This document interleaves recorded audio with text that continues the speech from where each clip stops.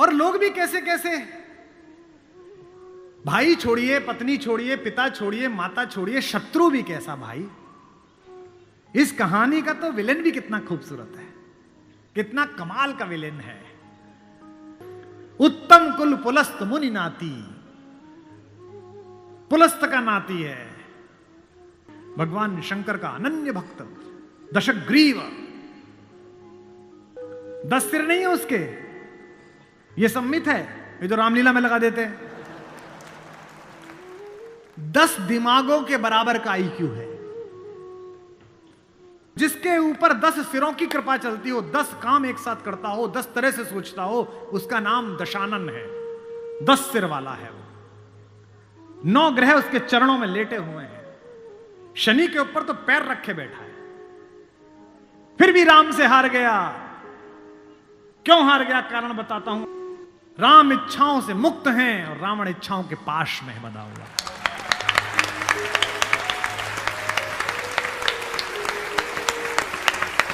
फिर जागना कि रावण मनुष्यों पर राज्य करता है, राम मनुष्यता पर राज्य करते हैं।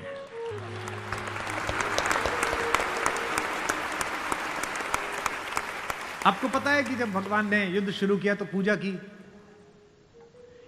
राम ने कहा जामवंत से, जामवंत सबसे सीनियर हैं, वो भी ब्रह्मा जी के पोते हैं, रावण के दादाजी के दोस्त हैं, पुलस्थ मुनि के नाना के। कहा कि प्रभु महाराज जामवंत जी, मैं युद्ध करने जा रहा हूं, उससे पहले मैं पूजा करना चाहता हूं। जामवंत ने कहा करिए महाराज। तो बोले मेरे आराध्य तो शंकर हैं, शंकर राम की पूजा करते हैं और राम शंकर की पूजा करते हैं। इस कहानी से बड़ा समन्वय किसी का नहीं हो सकता। जामवंत ने कहा पूजा कर लीजिए महाराज। बोले मुझे एक ऐसा पंडित चाहिए जो शैव हो, शिव को मानने वाला, और मैं वैष्णव हूं तो वैष्णव भी हो। उन्होंने कहा कि इस जंगल में, इस युद्ध क्षेत्र में ऐसा कोई पंडित कहां मिलेगा भगवान। तो उन्होंने कहा पूजा कैसे होगी फिर। तो जामवंत ने कहा एक पंडित मेरे ध्यान में है, पर वो आपका पुरोहित बनेगा नहीं। बोले कौन। बोले पुलस्थ मुनि का नाथी महारथी रावण, वो शिव का भक्त है और वैष्णव भी है, उससे करा लीजिए। सोचिए जिसको हराने जा रहे हैं उससे पूजा। राम ने जामवंत से कहा कि महाराज पूछ के तो आइए, अगर महापंडित रावण आज्ञा दे दें इस यज्ञ के लिए तो मैं कर लूं। रावण को पता चला कि जामवंत बुलाने आए हैं। रावण ने अपने सैनिकों से कहा कि जैसे ही दादा जामवंत आए, कोई उनसे प्रश्न ना करे, उन्हें बस महल का मार्ग दिखा दे, हाथ जोड़ के सब चरण छुएं। जामवंत पहुंचे, रावण किले के द्वार पर चरण छूने आया। कहा कि पितामह मैं आपको प्रणाम करता हूं, मैं धन्य हुआ कि आप पधारे। जामवंत ने कहा कि मैं बहुत प्रसन्न हुआ तुम्हारी अतिथि सेवा देखकर। बिठाया, पूछा कैसे आए हैं। जामवंत ने कहा मैं एक इच्छा लेकर तुम्हारे पास आया हूं। एक मेरे साथ 2 जजमान हैं, वो एक यज्ञ करना चाहते हैं युद्ध शुरू करने के लिए। उन्हें एक ऐसे पंडित की आवश्यकता है जो शैव भी हो और वैष्णव भी। तुमसे अधिक गुणी व्यक्ति तो पृथ्वी पर नहीं है, क्या उनका पुरोहित बन सकोगे। क्या पूछा रावण ने पहला, क्या करेक्टर है, वाह। रावण ने कहा जहां तक मुझे सूचना है आपके दोनों यजमान अयोध्या के निर्वासित राजकुमार राम और लक्ष्मण तो नहीं है। जामवंत ने कहा हां दशशीष, वे ही दोनों हैं, क्या आप स्वीकार करेंगे। उसने हां ना नहीं करी, फिर बोला क्या उनके यज्ञ का उद्देश्य लंका विजय। जामवंत ने कहा हां उनका यही उद्देश्य है, क्या आप स्वीकार करेंगे। उसने कहा मैं तो जिज्ञासा के लिए पूछ रहा था, अन्यथा द्वार पर आकर किसी पंडित से कोई यज्ञ के लिए कहे, अस्वीकार करना उसका धर्म ही नहीं है। मैं आपके साथ चलूंगा और उनका यज्ञ कराऊंगा।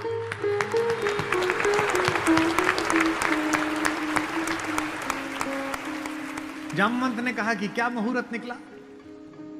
उसने नवग्रहों को बुलाया, बोले इधर बैठ, तू इधर बैठ, तू इधर बैठ। वो तो अपने ही हाथ में था, तू मिनिस्टर ऑफ स्टेट, तू फुल कैबिनेट। बता कितने बजे? बोले जी सुबह 5:30 बजे ब्रह्म मुहूर्त में, जिसमें हम पैदा हुए। तो उसने कहा ठीक है, 5:30 बजे का मुहूर्त निकला, मैं 5 बजे आ जाऊंगा। जामवंत ने कहा आचार्य, आचार्य हो गया अब तो रावण, आचार्य पूजा के लिए क्या व्यवस्था करनी है, क्या सामग्री लाऊं? उसने कहा आपके यजमान, मेरे यजमान जंगल में हैं, अगर यजमान के पास पूजन सामग्री ना हो तो पंडित का धर्म बनता है कि वो पूजन सामग्री लेके आए, तो मैं लेके आऊंगा। उसने अपने पुत्र मेघनाथ को जगाया, इंद्रजीत को, और कहा बेटा अशोक वाटिका जाओ, अशोक वाटिका जाओ और सीता से कहो मैं उसे मिलना चाहता हूं, एक विशेष प्रयोजन है। थोड़ी देर बाद खुद पहुंचा और कहा सीते, तुम्हारा पति राम लंका विजय का यज्ञ कर रहा है, उसके पास पुरोहित नहीं है, कल सुबह मैं उसका पुरोहित बनूंगा, लेकिन एक विवाहित व्यक्ति की पूजा अधूरी है अगर उसकी पत्नी उसके पार्श्व में ना बैठे। क्योंकि तुम उसकी पत्नी हो, तो सुबह ये इंद्रजीत रथ लेकर आएगा, तुम स्नान करके नया वस्त्र पहनकर इस रथ में बैठ जाना, क्योंकि मेरे यजमान की पूजा पूर्ण होनी चाहिए, मैं अपूर्ण पूजा का पुरोहित नहीं हूं। और कहा कि तुम्हारी लंका से मुक्ति केवल पूजा तक की है, पूजा होते ही उठना और इसी रथ में वापस बैठकर अशोक वाटिका में आ जाना। क्या तो सीता, क्या राम और क्या रावण, क्या कहानी है ये। सुबह यही हुआ, शिवलिंग की स्थापना हुई, बालुका की मृत्यु से एक विग्रह बनाया राम ने अपने ओजस्वी हाथों से। राम आजानुबाहु हैं, घुटने तक हाथ आते हैं उनके, ये पुरुषोत्तम का लक्षण है। महाराणा कुंभा वे भी आजानुबाहु थे। कभी कुंभलगढ़ के किले में जाइए, 3 फीट का शिवलिंग है, नीचे बैठ के अपने ही हाथ से लोटे से रुद्राभिषेक करते थे बिना उठे। वे भी सूर्यवंशी थे, राम आजानुबाहु थे। उन्होंने अपने बड़े बड़े हाथों से शिवलिंग तैयार करा, धोती पहने हुए, तिलक लगाए हुए तेजस्वी रावण पहुंचा। राम और लक्ष्मण ने आसन से खड़े होकर अपने पुरोहित को प्रणाम करा। आचार्य, मैं दशरथ का पुत्र राम अपने छोटे भाई लक्ष्मण के साथ आपको प्रणाम करता हूं। दोनों ने पैर छुए रावण के और कहा कि आचार्य आसन ग्रहण करिए। आचार्य ने पूजन प्रारंभ किया। ओम गणपति गंगावाय। अब ये कि पत्नी कहां से आए? आचार्य ने पूछा राम से। मेरे यजमान विवाहित है? राम ने कहा हाँ आचार्य मैं विवाहित हूं। अपनी धर्म पत्नी से कहिए कि वो आपके पार्श्व में आकर बैठे। राम ने कहा आचार्य मेरी धर्म पत्नी मेरे साथ नहीं है। तो जामवंत ने कहा आचार्य अब पूजा कैसे होगी? बोले पितामह मैंने आपसे कहा था कि किसी यजमान के पास अगर सामग्री किसी भी तरह की पूरी ना हो, कोई व्यवस्था पूरी ना हो, तो आचार्य का धर्म है कि वो पूरी व्यवस्था बना के लाए। बेटा इंद्रजीत, यजमान की पत्नी को उनके पार्श्व में स्थापित करो। अपहरण गई हुई मां हमारी जगत जननी भारतेश्वरी पार्श्व में बैठी। पूजन प्रारंभ हुआ, सारी अर्चना हुई और पूजन के बाद रावण ने कहा कि मैं आप दोनों यजमानों को आशीर्वाद देता हूं कि आप दोनों जिस संकल्प के कारण ये पूजा कर रहे हैं, आज सारे देवता उपस्थित होकर आपके संकल्प को पूर्ण करें। मैं आशीर्वाद देता हूं। हमारे गांव में गीत गाया जाता था, बना पुरोहित रामचंद्र का जय का वर दे आया। जब चलने लगे तो राम ने पूछा, बोले आचार्य दक्षिणा? तो आचार्य हंसा। बोला त्रैलोक्य की संपदा आपके आचार्य के पास है, कुबेर का रथ आपके आचार्य के पास है, ऐसे में मेरा वनवासी मुझे क्या दक्षिणा देगा मेरा यजमान? तो राम ने कहा कि मैं रघुवंशी हूं, दक्षिणा के बिना पूजा कराना मेरे लिए निष्फल हो जाएगा, आप दक्षिणा तो मांगिए। तो रावण ने कहा कि मैं आपसे समय पर दक्षिणा मांग लूंगा। राम ने कहा उस समय में देने योग्य बचा या ना बचा? आचार्य बता तो दीजिए कि दक्षिणा क्या है।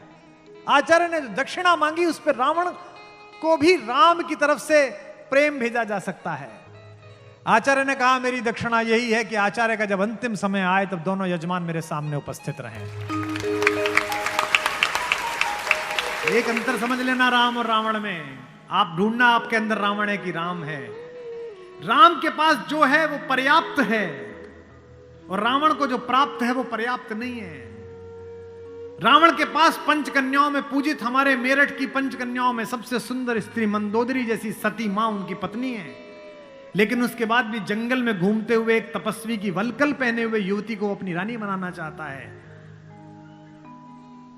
लेकिन युद्ध के आखिरी दिन जब रावण पड़ा हुआ है नीचे, निश्चेष्ट उसका शव पड़ा हुआ है, तो मंदोदरी ने विलाप करने के बाद पूछा वो कहां गया जिसने इसे मारा?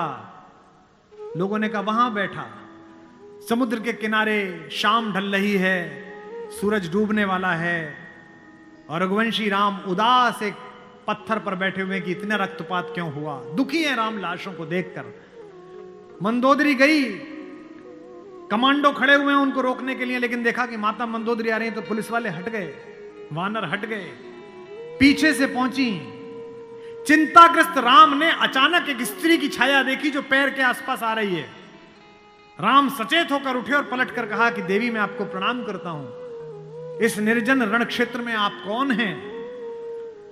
मंदोदरी ने कहा हे राम, मैं रावण की दुर्भाग्यशाली पत्नी मंदोदरी हूं। राम ने कहा मां मैं आपसे क्षमा चाहता हूं। आपका पति बड़ा तेजस्वी था, महाज्ञानी था, उच्च कुल में पैदा हुआ था, ब्रह्मा का वंशज था, लेकिन उसने अनीति की थी इसलिए मुझे उसको मारना पड़ा। मैं आपके इस शोक के लिए क्षमा चाहता हूं। मंदोदरी ने कहा मैं इसलिए नहीं आई कि मैं तुम्हें कोसूं। राम ने पूछा फिर किस लिए आई मां? मंदोदरी ने कहा मैं देखने आई थी कि जिसने पूरी दुनिया पराजित कर दी, जिसने तेरे पूर्वज मानधाता तक को स्वर्ग में जाके चुनौती दे दी, जो कुबेर को कालर से पकड़ के नीचे ले आया, उस महापराक्रमी को हराया किसने? ऐसा उसमें क्या है जो मेरे पति में नहीं था? तो राम ने पूछा कि मां आपको पता चला क्या है? बोले हां पता चल गया, आने से पहले ही पता चल गया। राम ने पूछा क्या अंतर है? बोले राम एक मेरा पति था जो मेरी जैसी सुदर्शना होते हुए भी तेरी पत्नी चाहता था।